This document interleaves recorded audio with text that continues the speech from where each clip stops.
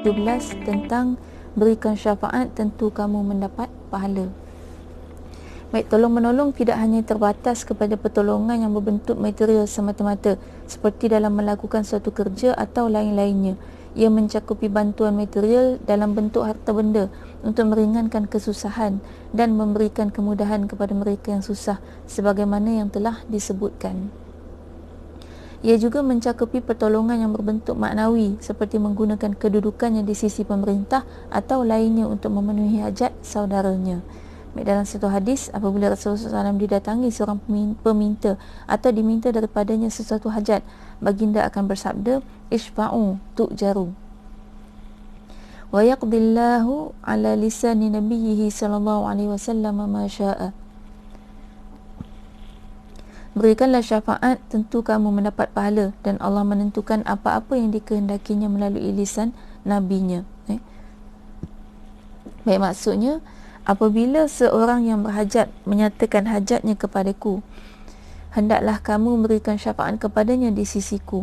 Ini kerana apabila kamu memberikan syafaat, kamu akan diberi pahala sama ada syafaat kamu diterima atau tidak.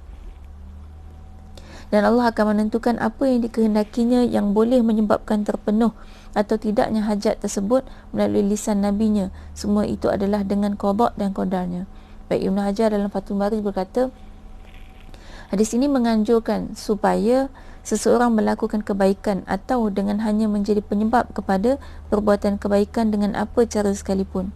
Juga menganjurkan supaya golongan kenamaan memberikan syafaat untuk menghilangkan penderitaan dan membantu orang yang lemah. Ini kerana tidak semua orang boleh menemui pemimpin untuk menerangkan hajatnya supaya diketahui keadaannya yang sebenar. Oleh kerana itu Rasulullah SAW mudah untuk dijumpai oleh semua orang.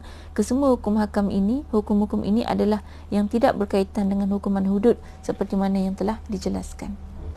Baik, jadi dalam poin ni syafaat kat sini kita perlu jelas maksud syafaat kat sini adalah pertolongan.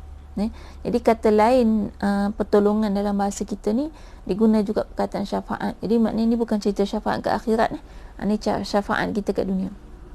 Baik, syafaat kita kat dunia maksudnya Nabi SAW menganjurkan kepada kita supaya kalau kita ni ada pangkat, ada jawatan, maka kita bantu untuk mempermudahkan orang lain.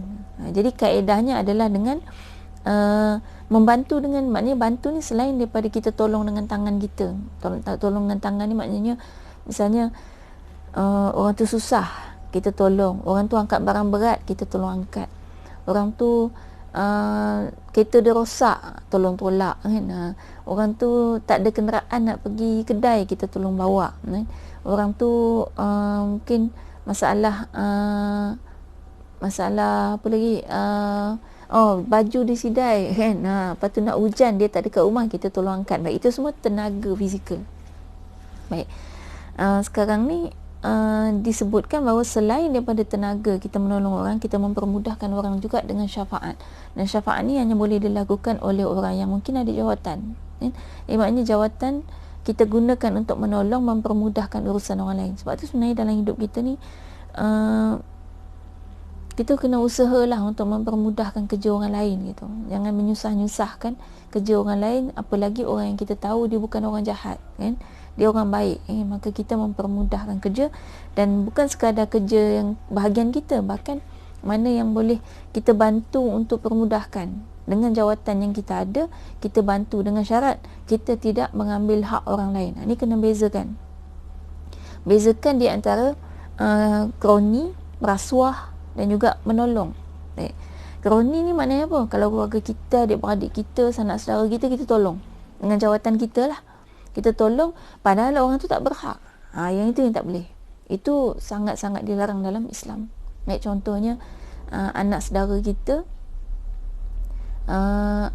kita nak masuk U, kita ada jawatan lah bahagian menerima pelajar kan? Tiba-tiba bila dicek dia punya qualification tak layak, tapi sebab dia anak saudara kita, kita pun layakkan dia. Ataupun kalau kerja kat bank, kita bahagian yang meluluskan loan. Lepas tu tiba-tiba datang kakak kita, abang kita, adik-beradik kita minta loan. Kita pun cek-cek tengok tak layak. dia tak layak, tapi kemudian kita bagi juga sebab dia adik-beradik kita. Yang tu tak boleh. Itu kroni nama dia. Tapi kalau dia tu kakak, abang kita, adik kita, mak bapak kita, keluarga kita, dia datang minta loan, kita tengok dia layak, maka permudahkan, cepat kan. Jangan ditangguh-tangguh. Itu maksudnya itu menolong atas dasar dia memang layak. Kemudian satu lagi rasuah. Kalau rasuah ni pun tentang hak orang lain yang kita ambil. Maksudnya dia datang minta tolongan kita, dia keluarga kita. Kemudian dia tak layak kan. Tapi dia bayar kita duit, maka kita telah pun mengambil hak orang lain dan kita bagi kepada dia. Yang tu tak boleh.